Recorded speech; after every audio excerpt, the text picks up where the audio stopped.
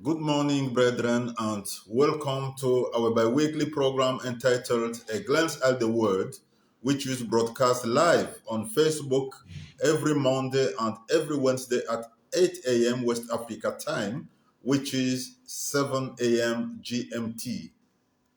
Today is Monday, the 25th of July, 2022. And our topic is just a continuation of the topic that we started on the 4th of July, and which is entitled Self-Sentenced Death Penalty. Self-Sentenced Death Penalty. And this morning's teaching, this morning's session is titled Shimei's Death. It is part 7, Shimei's Death. To know what we're talking about, let's read 1 Kings chapter 2. We're going to read verses 8, 9, then 36 to 46. 1 Kings chapter 2, verses 8, 9, 36 to 46. Let's find it. 1 Kings chapter 2, verses 8 and 9. And see, you have with you Shimei, the son of Gera, a Benjamite from Bahurim, who cursed me with a malicious curse in the day when I went to Mahanaim. But he came down to meet me at the Jordan, and I swore to him by the Lord, saying, I will not put you to death with the sword. Now therefore, do not hold him guiltless, for you are a wise man and know what you ought to do to him. But bring his gray hair down to the grave with blood. Now, verses 36 to 46. Then the king sent and called for Shimei and said to him, Build yourself a house in Jerusalem and dwell there, and do not go out from there anywhere. For it shall be on the day you go out and cross the brook Kidron, know for certain you shall surely die. Your blood shall be on your own head. And Shimei said to the king, The saying is good. As my lord the king has said, so your servant will do. So Shimei dwelt in Jerusalem many days. Now it happened at the end of 3 days that 2 slaves of Shimei ran away to Achish, the son of Maacah, king of Gath. And they told Shimei, saying, Look, your slaves are in Gath. So Shimei arose, saddled his donkey, and went to Achish at Gath to seek his slaves. And Shimei went and brought his slaves from Gath. And Solomon was told that Shimei had gone from Jerusalem to Gath and had come back. Then the king sent and called for Shimei and said to him, Did I not make you swear by the Lord and warn you, saying, Know for certain that on the day you go out and travel anywhere, you shall surely die? And you said to me, The word I have heard is good. Why then have you not kept the oath of the Lord and the commandment that I gave you? The king said, moreover, to Shimei, You know, as your heart acknowledges all the wickedness that you did to my father David. Therefore, the Lord will return your wickedness on your own head. But King Solomon shall be blessed, and the throne of David shall be established before the Lord forever. So the king commanded Benaiah, the son of Jehoiada, and he went out and struck him down, and he died. Thus the kingdom was established in the hand of Solomon. I think we all know the story very well, but let's try to summarize it again so that we all will know exactly what we're talking about this morning. So Shimei, the son of Gera, was a man from the family of the house of Saul, the first king of Israel. And Shimei was living in a small town called Behurim. Now, when King David was fleeing from Absalom for his life, he passed through Bahurim, and Shimei went out of Bahurim. He went a very long distance by David, cursing and insulting David and throwing stones and dust at David and the servants of David. He kept on insulting and cursing David all the way from Bahurim to the bank of the Jordan River. But after David had defeated Absalom, or let's say after the death of Absalom, while David was going back to Jerusalem to recover his kingship, to recover his throne, Shimei came and met him by the bank of River Jordan to apologize for his evil wickedness. So Shimei apologized for his evil and wickedness toward David, and David spared his life. David told him, I will not put you to death. David didn't say, nobody will put you to death, but he said, I, David, will not put you to death with a sword. So David spared Shimei's life, yet he didn't either forget what Shimei did or forgive Shimei for what he had done. Thus, when David was about to die, while he was handing over the rule of Israel to his son Solomon, who was to replace him as the king over Israel, David told Solomon not to let Shimei die peaceably. He told Solomon to wisely find a way to have Shimei be officially executed. Thus, when Solomon became the king of Israel, he called Shimei and he assigned Shimei at residence. So Shimei himself agreed with his residence assignment. He agreed with Solomon that if he were ever to break that residence assignment, he would be put to death. So Shimei made that agreement with his own mouth. Nobody pushed him, nobody made the agreement for him. He made it with his own mouth. He accepted the agreement with his own mouth. So he built himself a house in Jerusalem, and he was to dwell there forever. A limit never to cross was set for him around that house, and he willingly agreed with King Solomon that on the very day that he would go off limit, on that very day he would be put to death. He agreed with King Solomon that on the very day that he would cross the brook Kidron, which was the set limit, he would be put to death. Thus, Shimei clearly knew that crossing the brook Kidron would be a self-sentenced death penalty for him.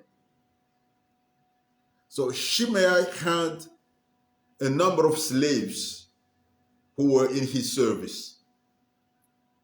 I don't know how many of them were there. But at the end of 3 years of his residence assignment, 2 of his slaves ran away to Gath. I don't know why they ran.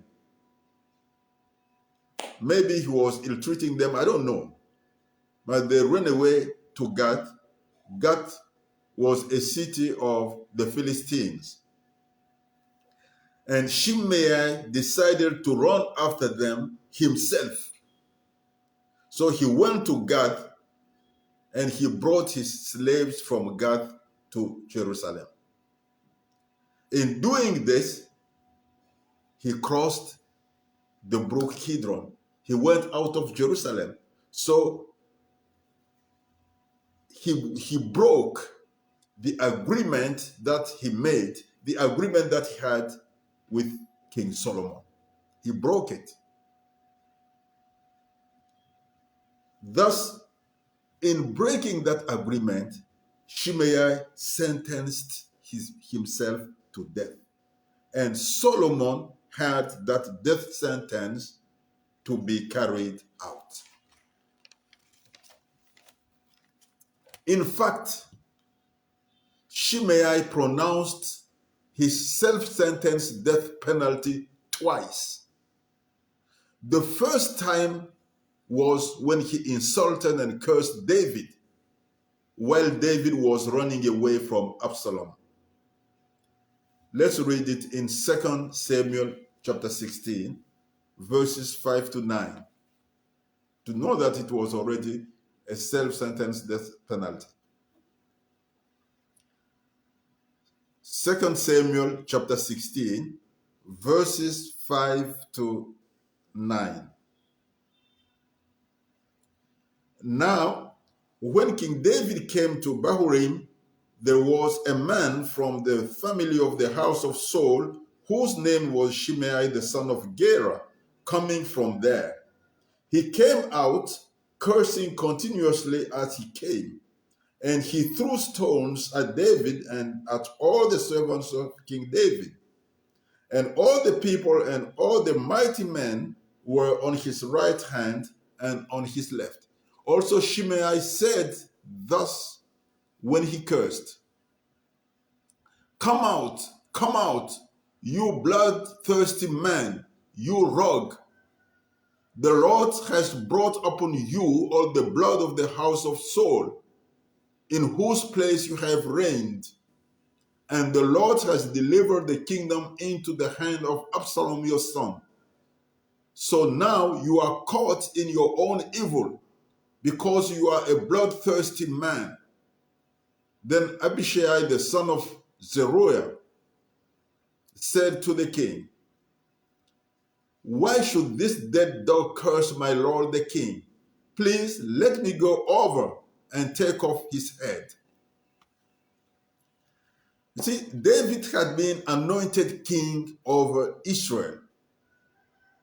Thus he was an anointed of God. And as such, he who ever touched him in a way or another deserved death. He who ever would either insult him or curse him would deserve death. Thus, in insulting and cursing King David, Shimei was pronouncing a self-sentenced death penalty. Fortunately for him, King David forgave him, or let's say King David spared his life. Yet it was just for a while. Now King Solomon too spared Shimei's life for that first self-sentenced death penalty. He spared Shimei's life, but only provided Shimei doesn't pronounce another self-sentenced death penalty. And the second time that Shimei pronounced his self-sentenced death penalty was then when he broke the agreement that he had with King Solomon. You have to know that every time that you break an agreement, you are calling upon yourself the consequences of breaking that agreement.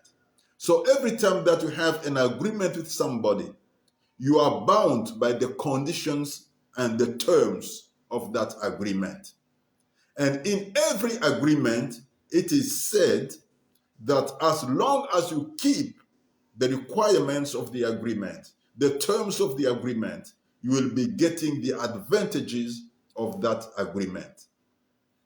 But if you fail to respect the requirements of the agreement, you will get the consequences that have been provided for the breach, for the event of the breach of the agreement. So any agreement that you make is a covenant that you are making. And a covenant must be respected. A covenant must be kept. Whenever you break a covenant, you will face the consequences provided for the event of the breach of that covenant, for the event of breaking the covenant. And because an agreement always has requirements,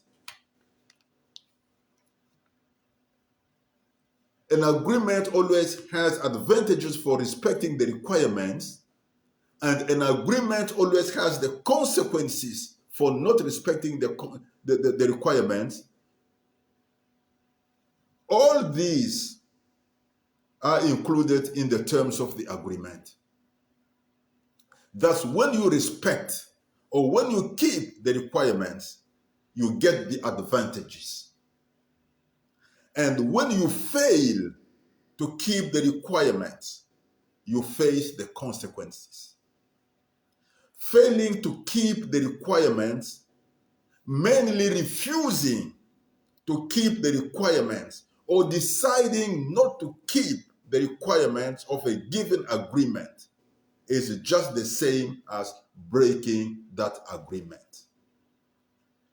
And if the consequence of that agreement, if the consequence of the breach of that agreement is meant to be death penalty, then breaking that agreement is equivalent to declaring a self-sentenced death penalty. So here we have two different things. First of all, cursing or insulting an anointed of the Lord.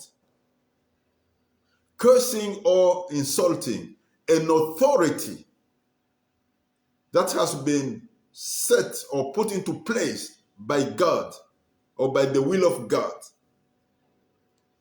Cursing or insulting all the people who have any kind of authority over you is very dangerous. It is just like pronouncing a self-sentenced death penalty. You have to avoid doing so.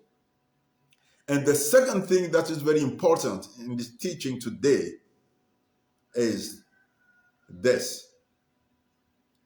Whenever you make an agreement, know that you have made a covenant. And a covenant has to be kept. A covenant has to be respected. Because if you break the covenant, the consequences of breaking that covenant will be upon you. You will face the consequences of breaking that covenant. So breaking the covenant is equivalent to pronouncing a self-sentenced death penalty if the consequence of the breach of that covenant is a death penalty. So be very careful how you behave, what you do in your life. Never insult or curse an anointed of the Lord or a man placed in authority by the will of God. And never break your agreement, never break your covenant. Dear brethren, God bless you beyond all your expectations and have a very, very wonderful week.